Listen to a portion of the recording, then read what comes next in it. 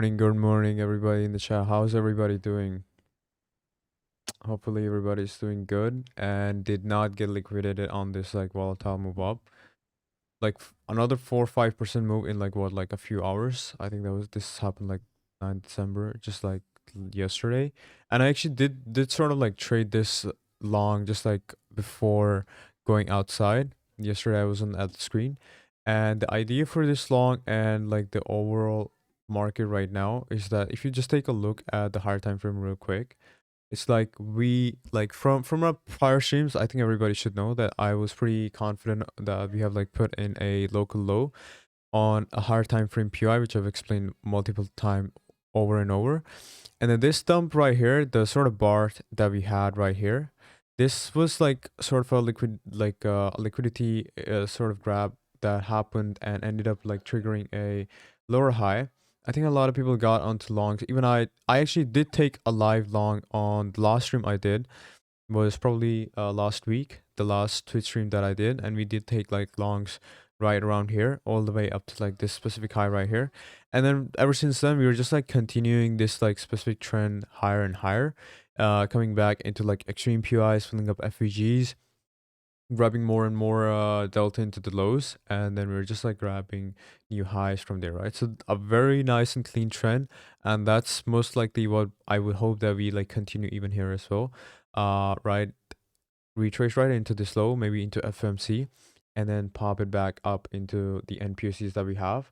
And then if you get to flip this specific level, grind into it, it's like, as I stated like in prior streams as well, we're likely going to go much higher and accept into like the value that's above.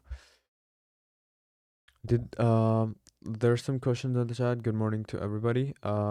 Did you share this long in the group? Yeah, I did share the long, and I was like just holding on to it. For the current structure, I don't see much going on. I like this. This is what happened on like New York Open. Did this like go on New York Open? No, this happened like in London. We didn't really get much action on New York Open or Michigan Open as well. There's barely anything that went on in New York. Some more action happened in London, but I feel like we've exhausted a bit. But it's most likely that we end up putting in a local low into this session, most likely on FOMC. And my trigger around here for another long all the way back up to new highs would be, as long as we don't break the current grindy structure that like occurred here, and we get to see formation of like multiple lows right around this like level that's like 91k. As long as we get to see like multiple low hold structure right around 91 to like 92k, that would be sort of a trigger for me to get like add more to longs and like look for TPs right above. So far it does not look good for longs at the moment. We came back into like microstructure wise, this looks like a pretty strong downtrend. So I would definitely like look for like a pretty strong indication that we have like flipped the microstructure trend that's going on right here back to an uptrend, and that's where I would like to add to longs all the way up to like the POCs that we have around 96 to 97k. And then based off of whatever sort of structure we get around that level, if it's a slow grind and if you get to see like more bullish continuation, it would be so nice. It would be like very easy adds. You can just like keep adding to longs, and then just like market would be pretty much like in easy mode in my opinion. And then we can let that develop, right? But I don't think like the market would be in an easy mode after like such a devastating like blowout of a lot of participants. So that would be the ideal scenario. We are definitely open to other scenarios as well. By the way, there's somebody I want to introduce to you guys. Like, I think I'm pretty sure everybody knows him already. We have on our stream today Luckshury. Hey, Luck, can you hear me? Hello. Yeah, yo. How are What? you doing? I'm doing good. How are you? Yeah, good. All good over here. Good to know. Good to know. How are you? How are you? What's your thoughts on the current market? uh whilst we're really above By the way, 90. you can actually draw on my screen. There should be like a pen tool Oh. on the bottom left of your screen. Oh, yeah, yeah. Yeah. Does that work? You see Yep, that? that works. Let me Okay. just How do I get rid of that as well? yeah. Okay, cool. Oh, okay, I see. Okay, I see the situation. Yeah, so I would really above here, anything above here is still really continuation up. This what we saw here with this kind of London inefficiency. If you zoom in a little bit and onto the 30-minute even, Yeah. uh, just zooming in, I despise is a strong word. Yeah. I really dislike this wick. Like this, I think this will get taken at some point, personally, just through my experience. And the only other place I would see this turning around, and I'll cover this later on in the stream, is really around. I have an exact level on my chart, 93,820 maybe. But if it clears that, then so it's around here. But if it clears this and it doesn't do that, then I think I'm in the same boat as you. Then I'd be really foreseeing much higher prices beyond that if it doesn't reject there. That's like a very specific level that I got to know, like this right here, this specific high. Can we go to the order flow real quick and see if there's something that you look for it specifically on order flow? Why is that level of like so much importance? Do you look for footprints on it? Do you look for DOM, or do you look for like overall TPO for a level that needs to be like flipped or like gets taken out at some point? Yeah. So, I mean, from the one I'm just showing now, that large wick we saw there, Yeah. I'm literally just looking at the size of the wick in relation to everything around it. Yeah. And I'm thinking, this is uh, it's really a big wick. Something Yeah. that when you have something that's that big, I generally would expect it to be taken out at least fairly quickly as well, like not really waiting too long, Yeah. at most a day, Yeah. So that's what I'd be looking for. Even if it does start to move down, this is kind of where I'd expect price to revisit eventually, in my Right. opinion. Is that something that like matters to you, like that needs to be taken within the day? Like sort of session TPO, if like a lot of people use that, I think they would like get that the importance of session TPO. And do you use session TPOs within your trading? I use session candles. I mean, you can see I've marked out when the template here these levels here. This is that's kind of the level I was expecting the price maybe turn on if it gets up to this one there, Yeah. this little there. But am I using sessions in my? I'm using session candles more than I am TPO, and I think that's often underlooked. That's what this is here that's loading up for you on this template. But essentially what session candles is literally session TPOs, but it's in the form of candlesticks. So the same way Right. everyone can have like a 1 hour candle time frame, a 4 hour, whatever. This session candles is essentially Asia, London, New York close, and it's put them into each individual candlesticks Well, is across. right. So this line is supposed to be like a session open, or is that like the Oh, this daily is open? yes, a session. So it's a session high. Right. This one in Okay. particular is, which one is this? Da-da-da-da. This is yesterday's close sessions high. So last night's Right. close session high. Um, this is the last high before like overall like you're hitting a major pivot. So that's kind of your last inflection point. I would mark it as, and maybe I'll discuss it later on potentially. Yeah. Yeah.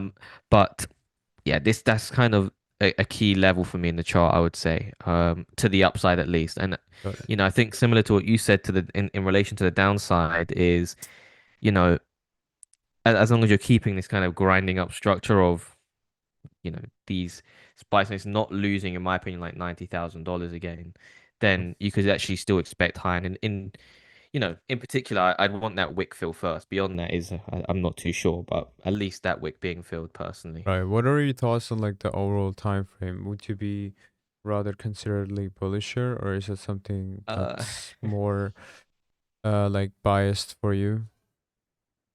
um, if I had to pick and choose, from this point of view, like, I would say I would expect this price action to be revisited at some point. Well, when I say not completely wiped out, but like I would expect price to revisit down there at some point. 100%. Whether it be now, I don't think so. Maybe not yet, but I definitely would envision it coming back down there at some point. Yeah.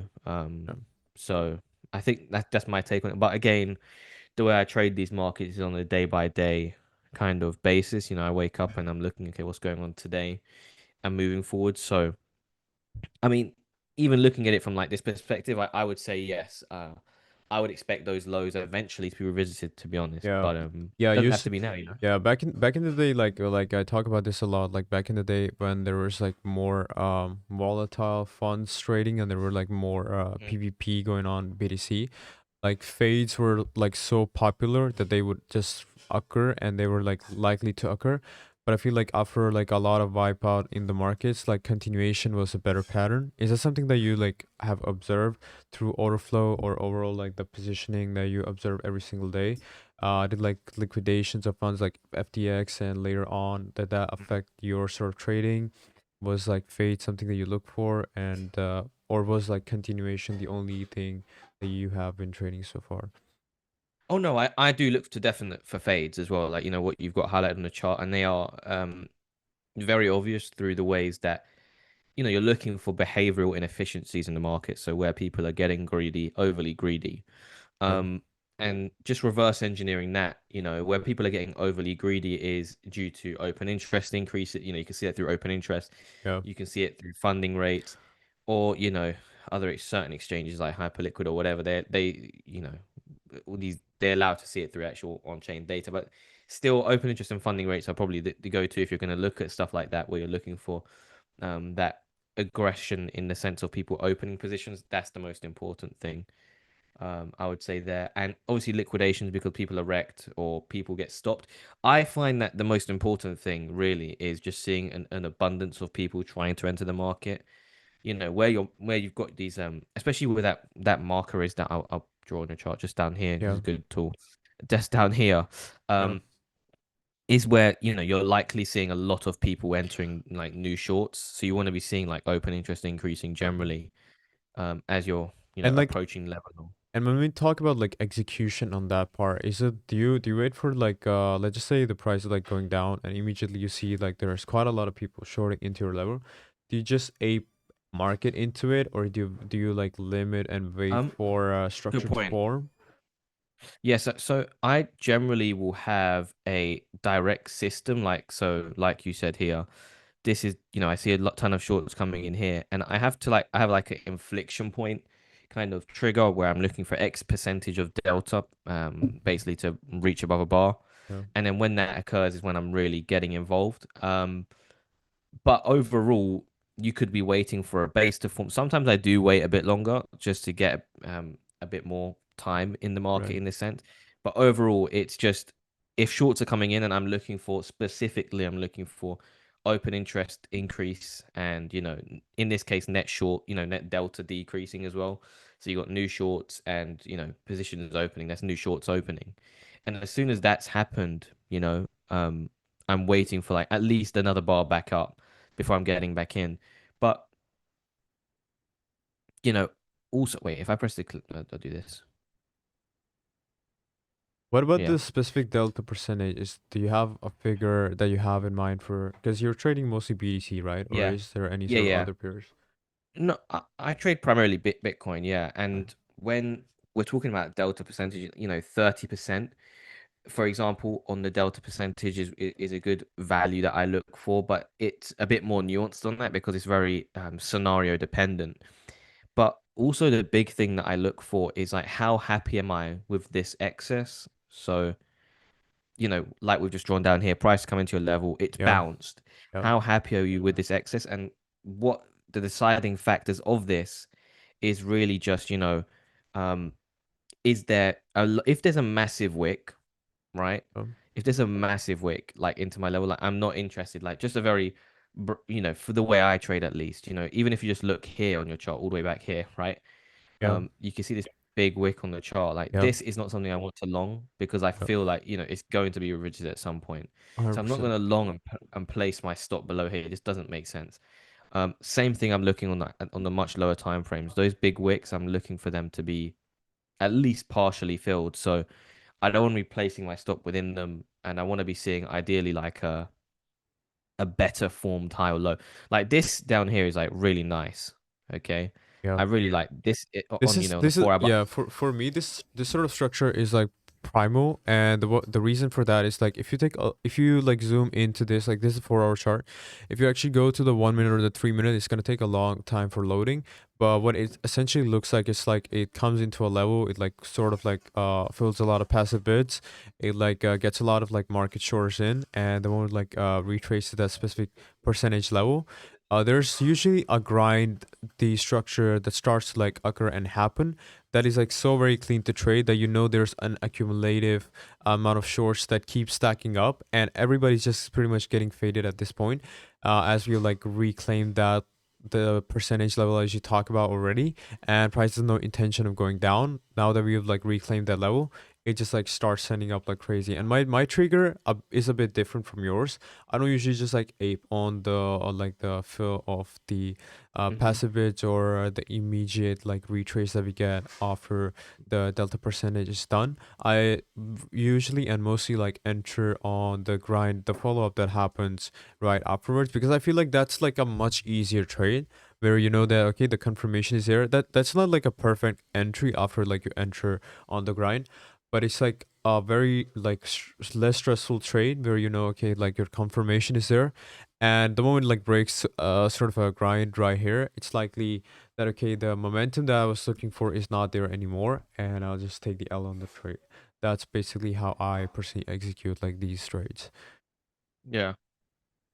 No, that's it. That's a very interesting take on it, and I think it's based on the same core concept that you're looking for this aggression in one-sided movement from people that are trying to get overly greedy and short the market or are getting liquidated, that can allow for this mean reversion or reversion plays to play out, you know. I Yeah. think that's what we're both looking for at the end of the day, right? Yeah, wait, somebody asked in the chat, is London SFB your favorite setup?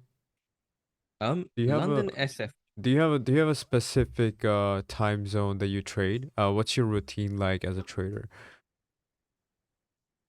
So interestingly, I primarily trade New York session slash close session. Sometimes I will trade London, but it's rare because my stats told me that I don't make as much money when I trade London, so I completely cut it out. Um, Because London is doing nothing actually. It's most of the time it's very yeah. rare that London does anything. Oh yeah, and also basically the way I would trade in the past was, well, even to this day, I still trade this exact same way. Is that I'm looking to basically capture like the big pivots of the day of the intraday, not like of the week or the year, but like just the pivots of the intraday. Yeah. And when you look at the stats, um, like just as a ballpark, if I told you, you know, London has the lowest percentage chance of putting in the daily high or low, so that means that, you know, let's just I'm throwing numbers out here because I don't have my sheet on me at the moment, Yeah. but let's say 50% chance New York session puts in a high or low of the day, 25% chance Asia, and I'm pretty sure this is like a bit different. This is definitely different. It's like, so 75, and then you got 15% chance close, and then you've got like 10% chance London session. That's So crazy. it's like, London's. I mean, and this is very realistic. I'm pretty sure London's lower than this even. Like it's very London session doesn't put in the daily high or low often enough to be trading it frequently and expecting like major pivots to form with it. In Yeah. short, At this point, what is London session even about? It's like, bro, just trade forex and that. yes, they do something else. I mean, like I'm sure there's good strategies that people might trade in London. You know, they're looking for maybe something different. Yeah. But for the way I trade it, it's not worth even. I actually skip out on London. I'm usually like replying to my DMs or working on some stuff. The moment like there's like 30 minutes prior to like New York session is when I'm like back to being active in the chart.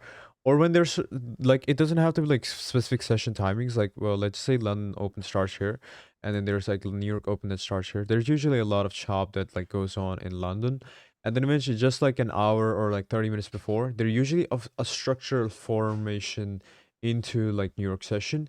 And then that gets like a Yeah. volatile catch. Sometimes like it like sort of like SFPs, or it just continues the trend. And then that sort of like puts in the high or the low of the day.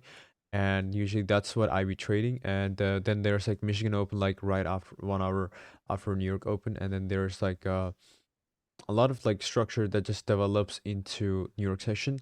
Like pre-close session is actually a much better session to trade than fucking London session because most of the time it's so like illiquid that there's a lot of crime going on, and we love crime on the charts, and that also could like put in a high or a low, which so these are the only two sessions that I mostly trade, like the pre-close or the New York session. I'm rarely awake for Asia session, but if I got the chance, I would definitely like be trading Asia and like New York session as like my main priority. But what are your thoughts on like Asia session? That's a good point. I was actually going to say that I'm the same as you, London based. I'm never really awake for Asia. So I've always missed it.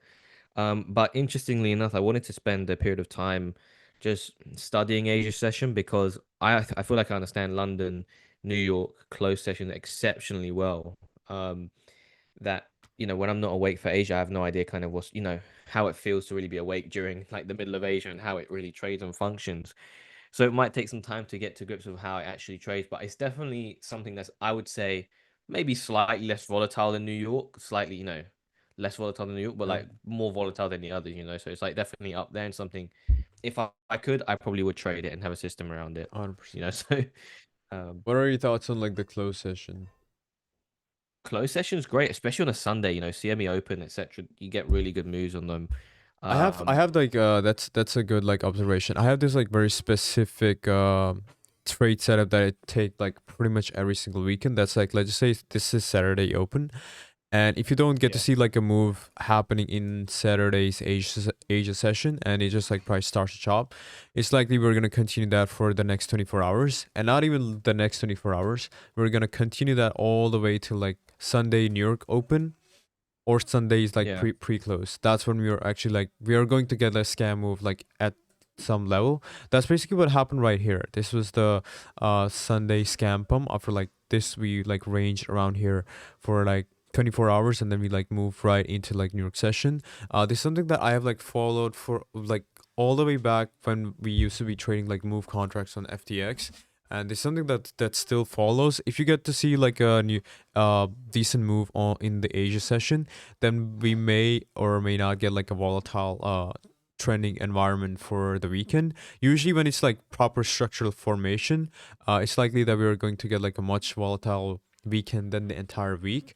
But if you don't get any sort of moves right into Asia session, we're just gonna continue that chop all the way until like New York Open or pre-close session open till Sunday. That's basically how I trade weekends, especially for BTC and Ethereum.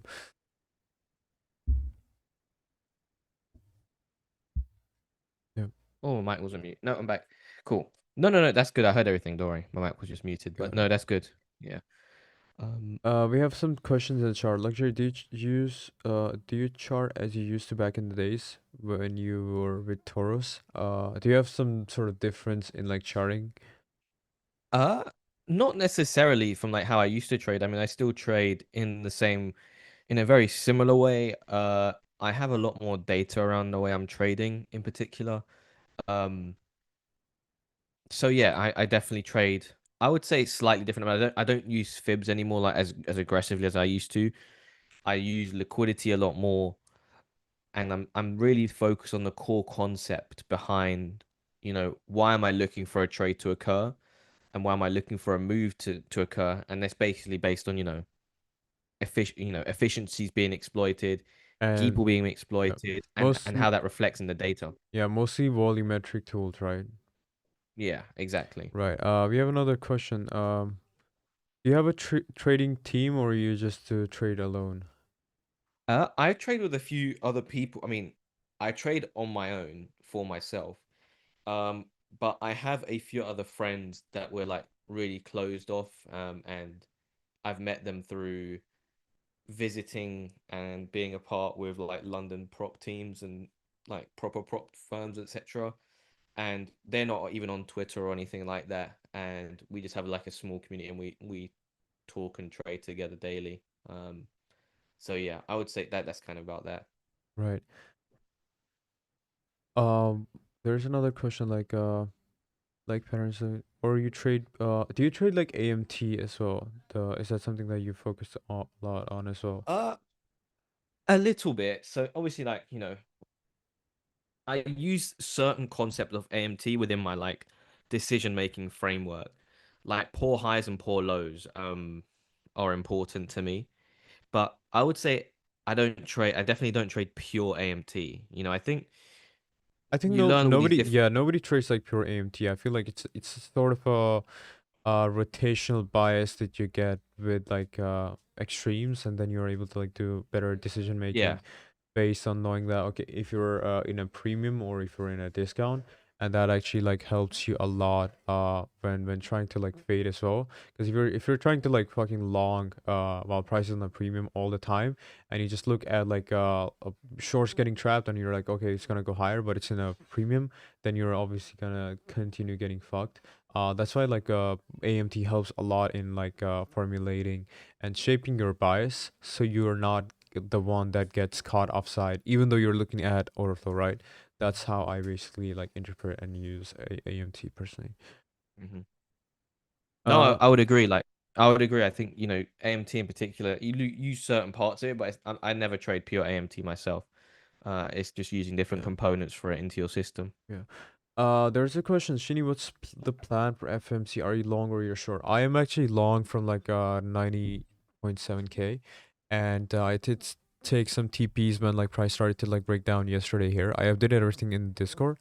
Right now I am actually hoping that we sort of like formulate this structure that I just drew right here, and we continue a slow grind right above to 92K, and then we target the high that like Luckshury has talked about as well, and continue grinding higher. That's sort of the plan that I have for FMC, but FMC is gonna be in like what, like 2 hours or 3 hours, so we have a lot of time for this structure to be formed till then. So that's the plan so far, and I'm hoping that like works out. Yeah.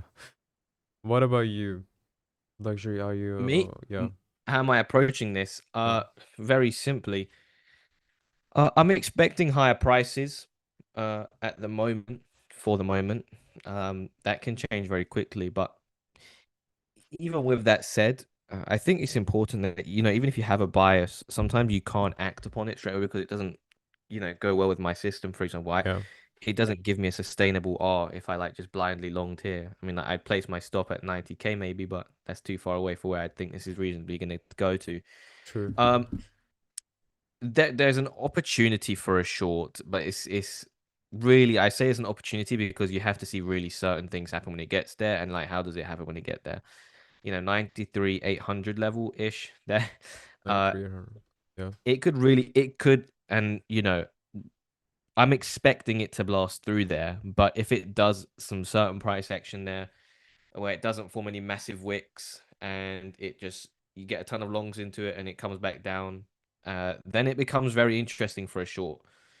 You know, I think that would be the idea, but So the idea would be that we like sort of would that like idea include that we pretty much like SFE whatever high here is here, and then we like reclaim back, or would that be that we just like print in a lower high? What sort of like yeah, it would have to be a lower high in my case because I think what would happen is, and this is again the way my brain would work and function off this, I would draw here is if everyone's I think everyone would be expecting this high to be taken. And I think rightfully so. If you get up to here, it is looking likely that you take the high. And I'm for that. But if price action at the time, if price just wants to let me just get rid of this one here. I'll do this again, right? So yeah. 93.8 here. Let's just L- say this is 93.8. That's a really wonky line, but let's say Well, let me draw you it know, for you. 93.8 is so yeah, somewhere here, yeah. yeah. Okay, so let's say that's gonna yours is gonna be neater than this. Okay, cool. So let's say price comes up to here. I think people would be expecting the overall high here to be taken. 100% that, yeah, So that's not even like a green high. It's like it looks like it needs to be taken. yeah, it does, and I think people could start aggressively longing beyond this point. And if they do, and then price all of a sudden comes back down, it could warrant in like a temporary flush. Um, And I just need to see the right price action to get involved here. But if it doesn't do I that, yeah, and it and I it would actually be interested in the idea. Like I feel like that's something that could 100% work as long as we don't take above this high and we just like stay at the 98 key level right here. And price like just comes into it and I see a lot of delta trap mostly like long delta that just kicks in the way you say it. And I wouldn't really like short right into it.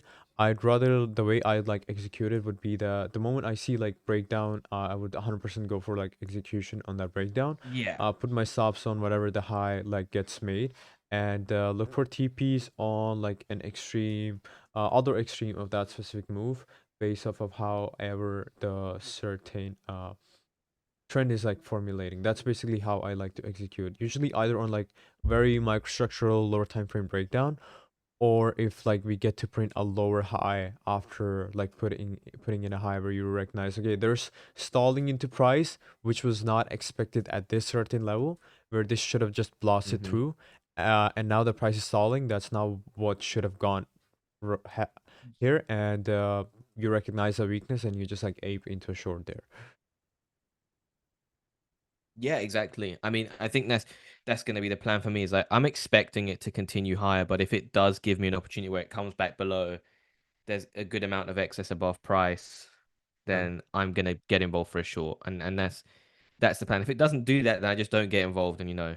that's fine. I think people need to understand that like the better decision always is to try not to get involved with trades as long as there's not really a setup. If there's a setup, try to get involved, which there is most of the time for people. Like I know people and I know a lot of people, they're trying to get into a trade here, they're gonna try to get into a trade here, they're gonna try to get into a trade here. As long as the trade based off of your system, if it's not there, just don't try not to get involved with the chart. And I know a lot of people are relying on the charts for a way of escape from their jobs, maybe their businesses or their overall life. But if you don't have patience for that specific setup, like that a setup that you want to take, that you know will work for you, you're probably not gonna make it, and you're likely to end up in a losing streak very sooner than later. We got a question, by the way. What is the process? What is your process for collecting and organizing or visualizing data? Hmm. That's Uh, there's I a have lot. some in. Yeah, yeah, you're going. Oh no, I was gonna say I have some interesting ways of doing that. I think even now with number one, like I go about it with two completely different approaches. I mean, the first way is um through looking at my previous trades and journals and going through that data is part one.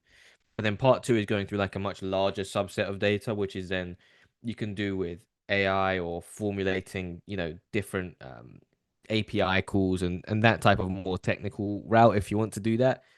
Um, if you're not down for that, obviously just go back and manually test it. It's going to take a lot of time, but it's worth it at the end of the day from the data you're going to get from it. Um, and for but for it for what's your approach for collecting and organizing such visualizing data? Yeah, you can build yourself different spreadsheets, heat maps, whatever it may be, but there's many ways to go about that. Yeah. There's a few more questions. Yeah, yeah. How do you collect data for indicator values? I mean, manually, or there is any other ways? What's the process in that? Uh, that's a good question. That's something that I want to know as well. How do you collect data for like indicator values? I mean, specifically for if we're talking about stuff like EXO, Yeah, let's. there is no specific direct way at the moment because there's no API or export function, which there will be very, very soon. I'm quite aware of that. That'd be very Um, cool. but but in the meantime, I would recommend going through your previous trades that you've already taken and line it up on the chart with the delta values at the exact time and trade and note them down, and then you can start recognizing patterns in your already taken trades and how would they basically flourish going forward from here. That's the best way I'd really go about it, at least from this moment forward, is just go back to all your previous trades and line up the delta percentage, for example, is one metric, and see how that would affect the trade outcome moving forward. Yep. Um, Luxury. If What is the wait? There's a lot of questions. Do you swing trade or do you scalp? What's like the main sort of like form of uh, trading that you're I would doing?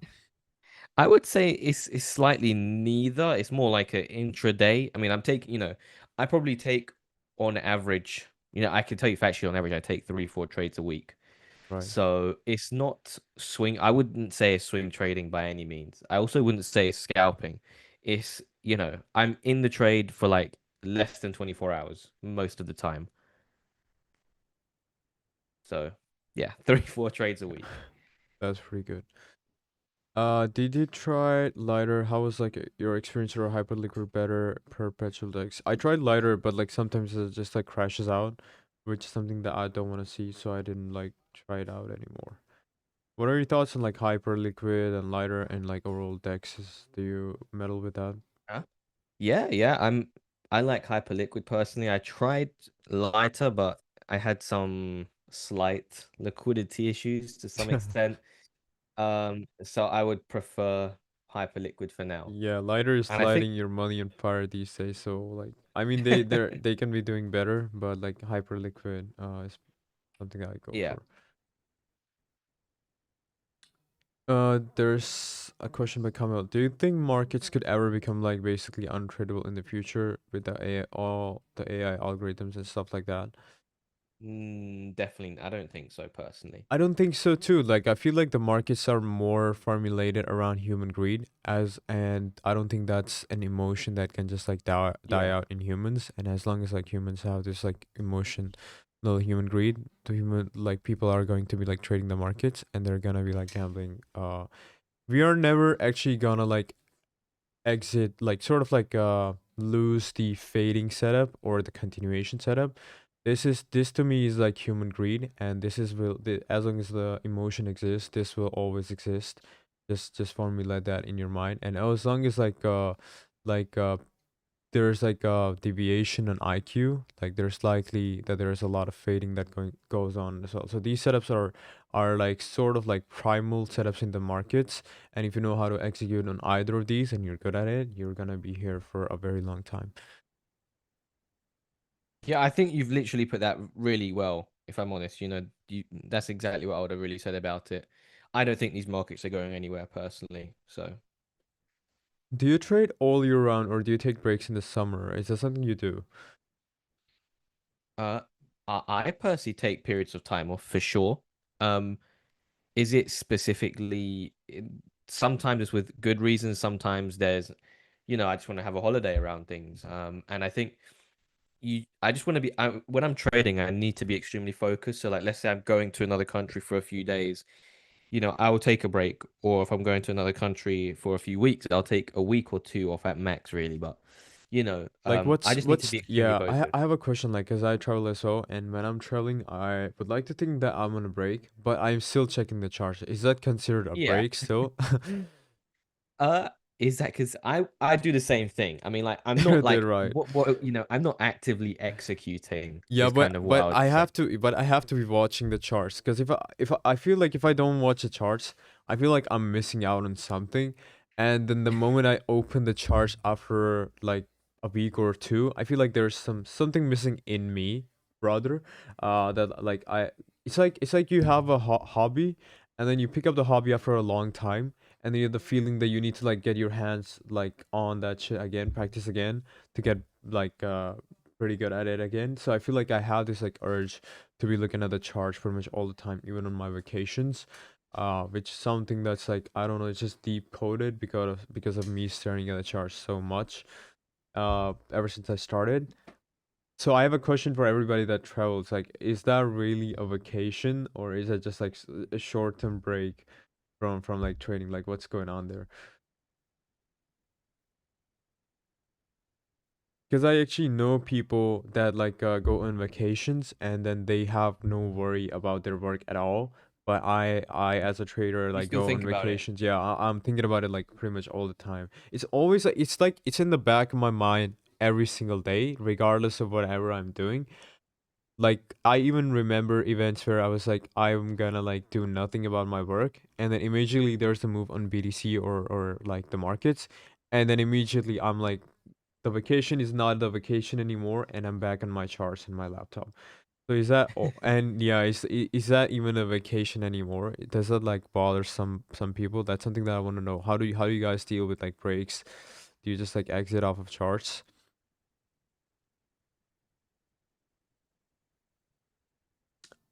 What about you, luxury? Is that something that happens to you as well, or do you just like fucking and Uh, ball?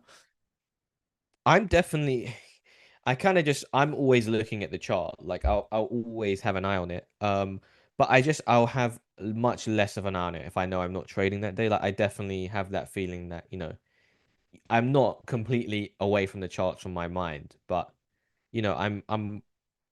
I'm just not executing. And I think that is still a break because to execute it takes a lot of brain power sometimes, True, true. That's actually to very get well through that. put. Like as long as you're not executing, that is sort of considered a vacation. That it's like looking at Instagram or if you're looking at reels, but just Yeah. like the charts.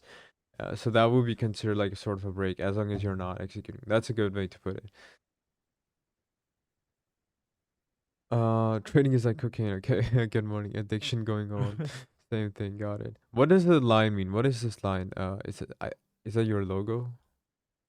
I don't know did I do this? Yep. Maybe I just scribbled Uh, in the chart. Maybe I that's did. There's a question. Chini, the rules you said for marking up UI that all should be on one minute chart, right? It doesn't have to be a specific time frame if you're like trying to mark up UI. Usually, I just like look for like it could be 5 minutes, it could be like 10 minutes. Usually I look for like an overblock or like an overlap into a FG, and NPOC on that extreme would be like very good confluence. Or if there's like bid or ask imbalances just sitting at that level that like usually provides a decent support. Yeah, what do you think about like bid or ask imbalances, Lux? Is that something that you like look for in the charts? Is it something that's like very important to you? Bid ask, like we're talking like bid ask imbalance from like the footprint perspective. Yeah, You're, yeah, you're asking, right? yep, Not, they can be important. But I don't use it aggressively like I used to because I'm more interested in like so imbalances are good, right? So basically what I'm yeah, looking for, footprint imbalances are good, but they don't necessarily tell you the direction or like whether someone's newly opening a position because you can get a bunch of imbalances, for let's say if just for example, a lot of buyers coming in and you get all these buying imbalances form. But that's just actually shorts closing, and that's an important distinction to make there is that shorts closing and new longs opening. I view them quite differently. Um, yeah, so you can form systems around obviously imbalances. Stacked imbalances for actual finding levels to trade are important. Maybe that's something that can be used as well. I don't know if you've seen yeah. that. In Exo, they have like the stacked imbalances function, and you can like extend Yeah, yeah, nakedly. I actually have that on my T revs. And I do agree with you. Like price is fractal, but you have to like take into the context of price as well. If you're looking at like stacked imbalances, like right in the middle, you're not really gonna get shit. This is mostly just Yeah. repositioning and rebalancing. If you're looking at stacked imbalances at a level that like overlaps your MPOC as well, and there's actually an order that's sitting there that may not have been closed if you just open interest as well, that would be a solid short. Like those are the type of setups that I look to like limit entry and only those. Otherwise, I just like Mm. wait for the chart to develop and then like slowly let my trade be played out. That's basically how my execution goes down. If the level is like there and it's pretty solid, and there's a chance that there's some sort of order that's sitting there defending that level, I would actually like try to defend that level as well and just ape onto the trade. I wouldn't think like much about it. Yeah. Yeah, and context is key. Yeah. Do you use DOM for your executions? Everybody's asking. Uh, do I use it for executions? No, but I do use it to identify when there's like an absorption. For example, as a slight part of it, but I'm not aggressively using the DOM like I think. Uh, and let's reverse that because I think why are people asking because they probably want to try and use the DOM for execution, but I actually wouldn't. I think Uh, a lot of people just want to use the DOM because it looks cool. I don't know why, but it looks cool. There's yeah, like random flash numbers that pops up, makes it look more yes, like a trader. Like yeah. It's that. not Yeah, that. It's not that cool. especially It's not that especially important. in Trust me. Bitcoin, right? Yeah. Like Bitcoin is fragmented. There's so many different factors that cause it to move. Unlike ESNQ, whatever it may be out there. Bitcoin, you have like tons of different exchanges, spot, derivatives, whatever it may be. It's you know, I personally, and I'm not saying this is completely incorrect, but I haven't found the edge to be as good using a DOM as it might be through, for example, if you're trading ES or NQ, because whatever you're trading, and every single pro trader I've spoken to have a system around the way they trade, and that also has to be given over to the DOM. When you're using the DOM, you have to have a system. You can't just randomly press buttons and expect to win. Yeah. And Yeah. building a system on something that's extremely fragmented like Bitcoin on the DOM is not as simple, Yeah. in short term. Right. By the way, for the people that are actually interested into knowing what DOM is, the yellow value here is the current market price. Whatever is going on above on the right here are sort of sells, and whatever's going down here is supposed to be bids below price level. And that's basically all there is to it. And the way you would actually use it, like let's just say price comes into like this high right here, and then it immediately pops into this high right here.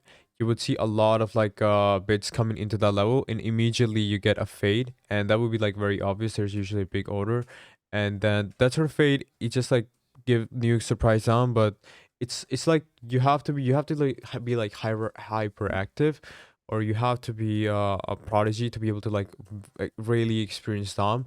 I don't recommend for most people to like touch Dom in the first place, because I feel like there's a lot of like observation that needs to go before you are able to like execute based off of Dom alone. But only for like SFP setups, I'd recommend it. Otherwise, I personally don't use Dom at all, and nor do I think like it's needed. What the thing that I would like put emphasis on people to learn would be like open interest and CVD, so people have an understanding on the relation Yes. of actual positioning, right? Because like actual positioning is like, see, open interest shows like if positions are opening or closing, and CVD just shows like if positions are like supposed to be longs or shorts, or if they're closing longs or if they're closing shorts, right? That's the only two things that I recommend people to like start with. Not even footprints, like even footprints is like supposed to be like second priority. As long as you understand like positioning of how like other participants are positioned, you would never look at like any sort of pair the same way as you did before.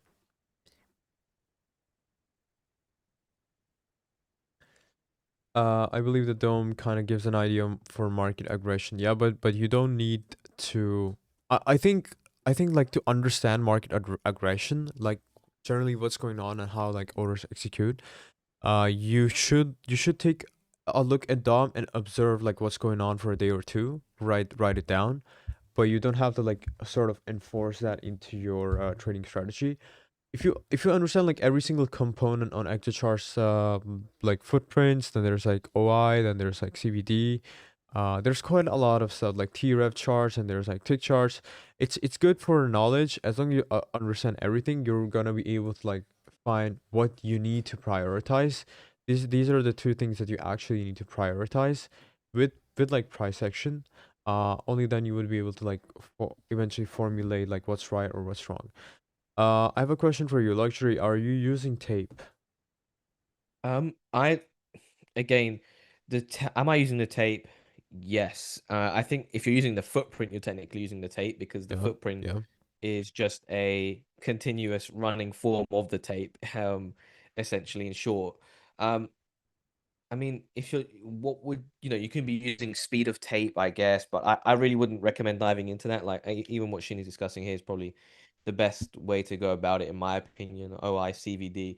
It's the best way to build a system, at least when Bitcoin, etc., is fragmented, rather than stuff like DOM and speed of tape is much better suited towards ES and NQ type of traders, which you can kind of trade now. On chain and stuff, but still, I'd recommend open interest CVD.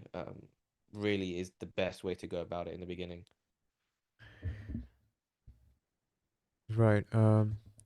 Wait. WX asked any timeline for the new TPO stuff on Exo Luxury. Yes. I've been told to not give a specific day or time, but it's Right. very soon, Yeah, like very soon, and like it's ready. So like it's just gonna be, at the most I would say is like 2 weeks. I would, yeah, at the most. good to know. Good to So, hear. but people can ask questions as well before I have to, tell to get some more questions if you have any in relation to order flow, whatever. There's a guy that said like Finn that said can I update Exo charts or do I have to download the new version manually? Still on 3.4.2 by the way. I mean, Shinny just downloaded this, Yeah, 3.4.3. yeah, I literally downloaded this right now. Yes, sir. So you can download it if anyone Yeah. can download this version. So, There's another question. When you're using footprints, do you have a standard tick size you use for BTC, or do you have a formula for setting it based off of PA or the numbers? That's for you, I don't have a set formula for setting tick size. right? Nor do I think it's again extremely important for trading Bitcoin. Again, it's just whatever looks and feels good, especially for Bitcoin Yeah, footprint. On ES and NQ, there are more standardized approaches for this, but with Bitcoin, it's more what looks good and what's good for pattern recognition, really, in this right. case. But in short, more higher ticks when there's more volatility, lower ticks when there's less volatility. You just want to find that right amount of granularity for yourself, So Right. I actually have a question for like you, by the way. Do you generally use scale in or out of your entries, or you just like try to snipe them, your entries and Huh? exits? Do you like add, like sort of scale your entries, or just like I do, just a I do like one scale. limit? I do scale in only because I covered it in an interview I did actually the other day, but I would scale in because my data literally tells me that there's no point in aggressively trying to enter if price on my winning trades always comes back down anyway, like Yeah, at least a little bit into drawdown. So yeah, like if you go through your previous trades, in drawdown even a little bit, then it makes sense to go to scale in all the time or like to yeah. get at least a limit in. Like don't just mark it So in that's my opinion. something that you were able to like statistically implement in your execution. Yes. That's pretty cool. Yeah.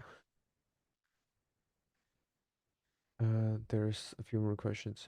Are Yeah, heat let's maps go. in plan for exit charts? Uh I had complete control over this part. I I don't want to hurt anyone's, I don't I think heat maps are good, but you have to really do them in a certain way for them to be any sort of value. That's There are a so lot of yeah, platforms. that's something that I need to like try to explain and get into people's head. Like, I don't know why like people prioritize heat maps so much. It's a bunch of bullshit in my opinion. I mean you liquidation maps are like much better, but like Yeah, heat maps are just like random bullshit. Like price goes down below and then somebody who has like a bunch of long limits here, he just like removes his limits and then boom, that's what were you looking at? You're yeah. basically just psyopsing yourself. I didn't want to be as aggressive as you were, but I Yeah. don't. Yeah, I don't use heat maps nor necessarily aggressively recommend it. I think if you want to if you want to build a system around a heat map, if the only way I'd recommend it is through a software at the moment called Bookmap.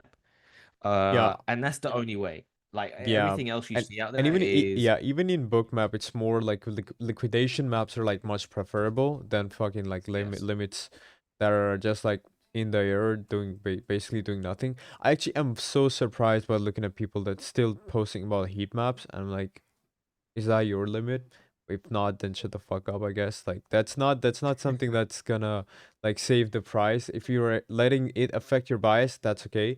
But if you're letting other people affect their bias based off of that, like pretty much uses information, I think that's like sort of wrong and not generally necessarily something that I want to see on my timeline. Yeah. That's basically it in short. Yeah. um so yeah, heat maps are they in plan? Maybe like a different version of them, like not the version you're gonna be familiar with. And I personally don't use heat maps at all at the moment in my trading. So, like it's same as the DOM. I think the DOM's very different. I think the DOM can be very useful, mostly for people it's going to not be. But heat maps 100%, look yeah. cool and Yeah. they're not that They only useful. look the part, yeah. Um, uh so yeah. yeah, there's some questions actually. Do you mess with on-chain? Do do I mess with on chain? As Do in, you trade like on chain? uh I mean, I trade Hyperliquid. That's as far as That's I go, you know. That's as far as got it. Yeah. That's I as say far I'd go there. yeah, that's the peak interest of an order flow into on-chain, and it's basically just a DEX. Yeah, exactly. Um, interesting point by the way to put this. Someone's asked in the chat, is there an edge in reading Hyperliquid order flow? Uh, and to answer this, I would actually say in EXO, you can aggregate data.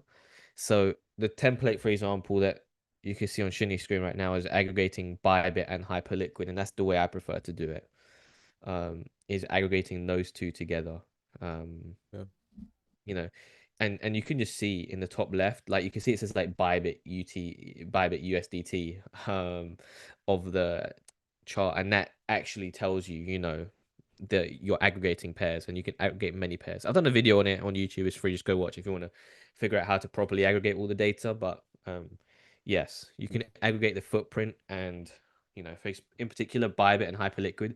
Hyperliquid Rex are really useful in my opinion. So you know, take that That's as you pretty will. cool. That's pretty cool. What's your favorite setup nowadays? That's a pretty good question as well. What's my wait? Where's this? My favorite setup nowadays? Yeah. Right, that's the question. Uh my favorite setup. I mean, I don't have a necessary name for it, but it's if we get, for example, that those pink levels on your chart are Yeah. session highs and Yeah. lows. In short, I'm looking for session highs and lows sweeps essentially. Yeah. Um, and but they have to come in a really particular manner. So yeah, that those are if I had to say my favorite setup, it'd be that. But they come in all different shapes and sizes and methodologies. So yeah, I would still Good to say know. you know, sessions, My personal sweeps. favorite setup would be like sort of like a slow grind, and that's more like a continuation of trend. I feel like those are the sort of easiest setups. They're so easy to recognize. Very easy trade, very less stressful trades. And the reason why I'm trying to adapt a strategy around that is because when I started like traveling again, I need to be able to like take less stress about my trades, and then Yeah. just like let them run, even though they would be most like intraday.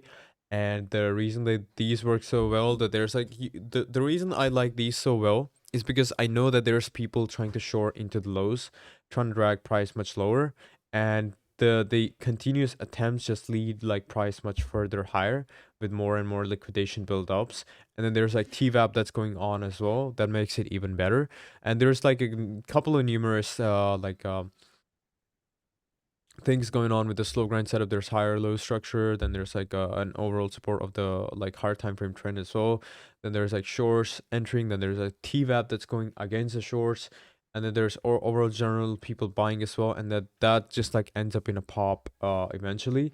And vice versa for like a bearish setup is why like these setups like are my favorite setups, and I just like look Mm. at them like everywhere, and pretty much like trade them.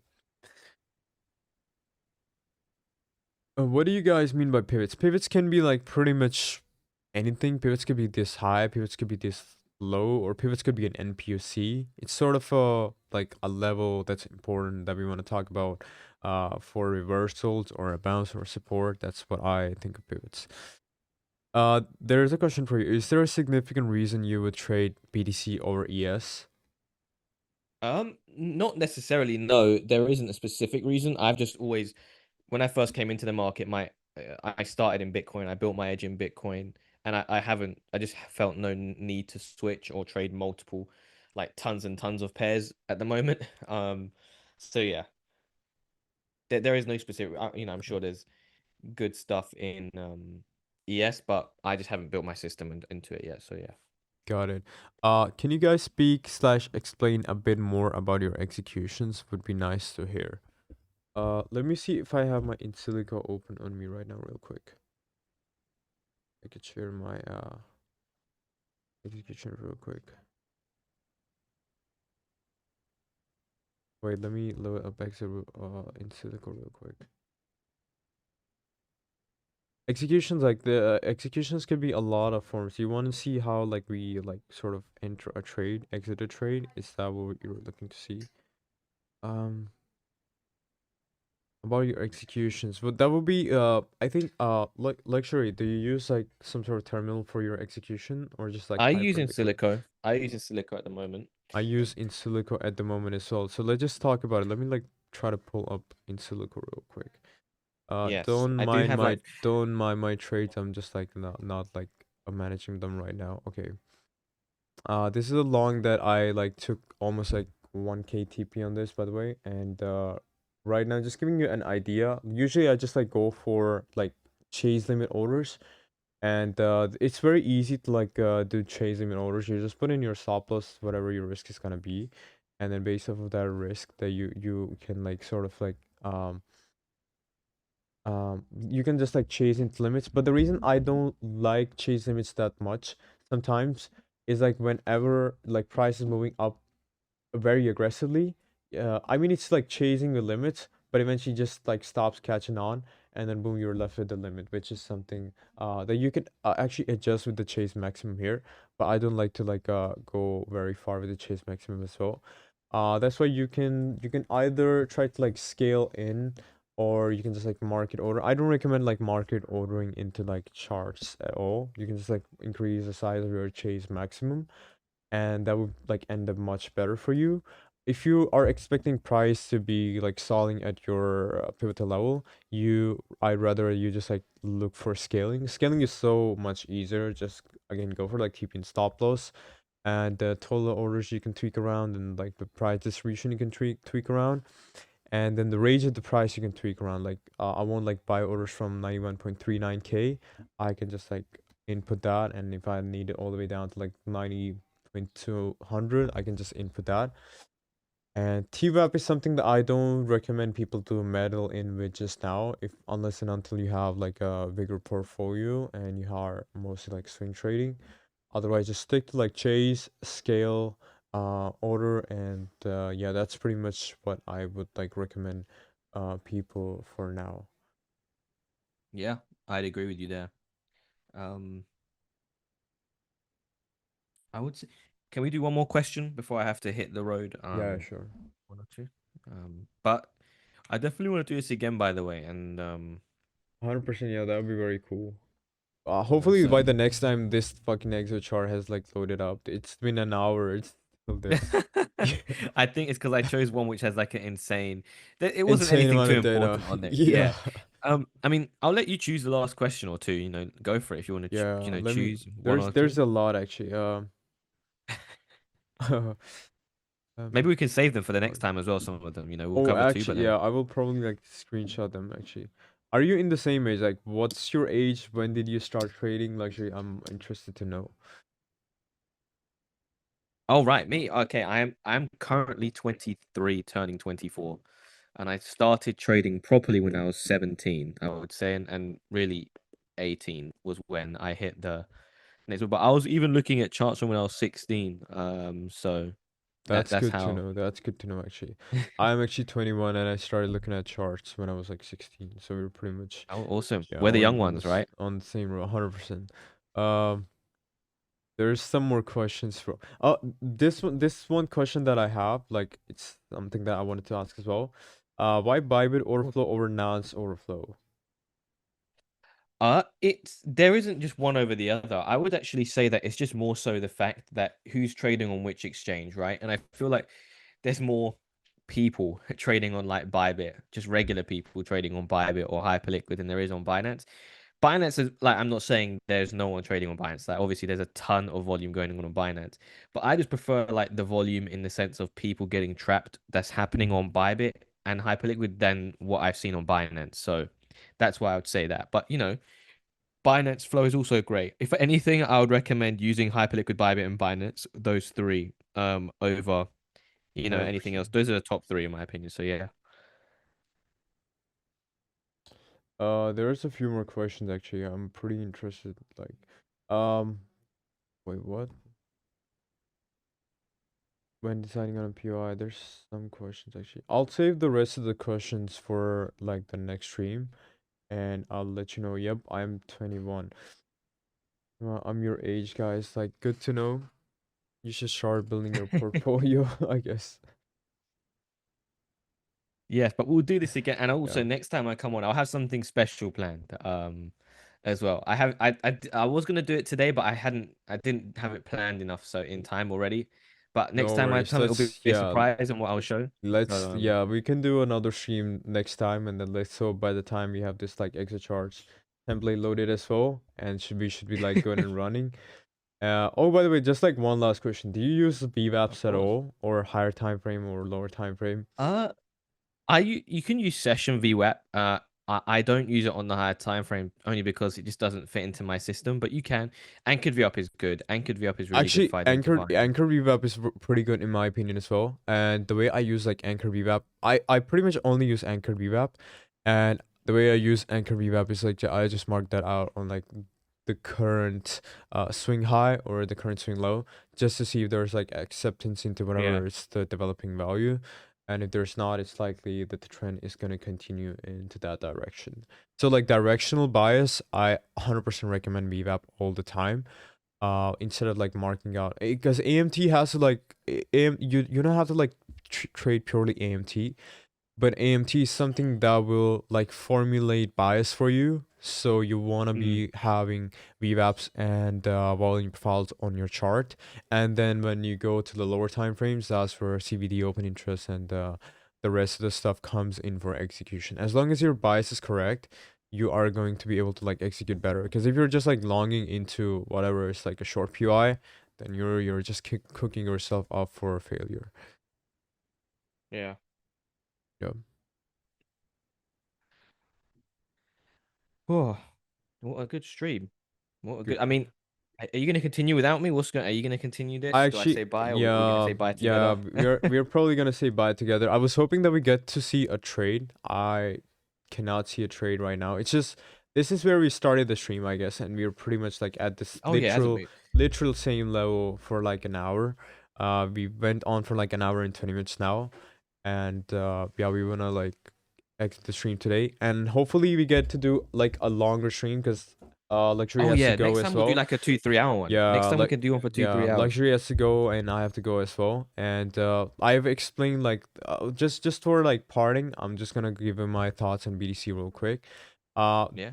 just for the people that just joined right now, I am looking for on BDC. I'm hoping that we get like a lower time frame trigger for longs mainly because I am actually in like longs just above monthly open right here. So monthly open is like around this level. As long as we like hold the monthly open and we like keep into this FVG, and then this is supposed to be the FVG, and we like take a low into like pre-close or maybe Asia session, and then sort of start to formulate slow grind into this level is sort of a trade that I'm looking for.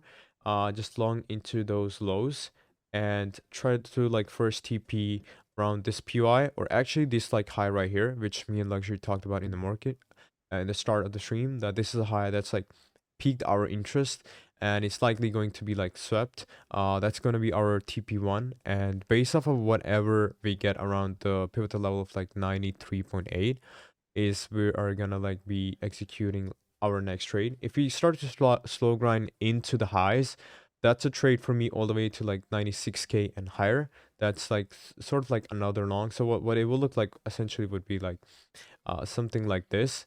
And then if there's more slow grind, that would look something like this. And if there's another like I don't know what happened to my chart real quick, but there's a level of like POCs right around here. And if you start to slow grind into like 97.6k, there would be another long trigger for me all the way up here. Besides that, if you do actually start like follow none of that, I mean, do actually start like break down into these lows, it's very easy for us to assume that we like continue down and like take into these this PR right here and pretty much like take out all these lows. That's something that will look like a short for me all the way down till like this PI. And based off of however that develops, I'm gonna take a trade on the breakdown. But I'm a bit biased on the longs. I have a long running from here, and I added a bit here as well. And I'm just like looking at the charts. Was hoping that we get this like trigger for the long while we were streaming, but so far we have not. And right now, as you can see, it's like currently trending down, sequential lower highs. there's barely any sort of momentum, so it like breaks this low as well and goes down to like 91.2, most likely in the next few minutes. And so that's basically my overview on the basic current chart, and I hope like Luxury agrees as well. Yes. And we're gonna come back and claim cloud on this when this actually works, and then probably execute this, by the way. Yeah. And thanks to everybody for joining. I see like 380 viewers. That's a lot. Good to know like everybody's enjoying the stream. And thanks Luxury for joining the stream No with problem. me. Hopefully we get to do We'll do it another. again. Yeah, 100%. I'll definitely like I'm down for another stream. And yeah, just let me know whenever most people are active, Monday till Friday. We'll arrange a Yeah, time we'll do and it. we'll do a longer stream. Awesome. Thanks everybody for joining the stream. It was a lovely stream. I love talking about order flow. And let's just keep it low key. We don't need everybody on footprints and CVD, by the way. Let's not leak the edge. Like, thanks everybody for joining. Thank you, Luxury, and I'll see you guys later. Good luck and See goodbye. you later, everyone. Take care.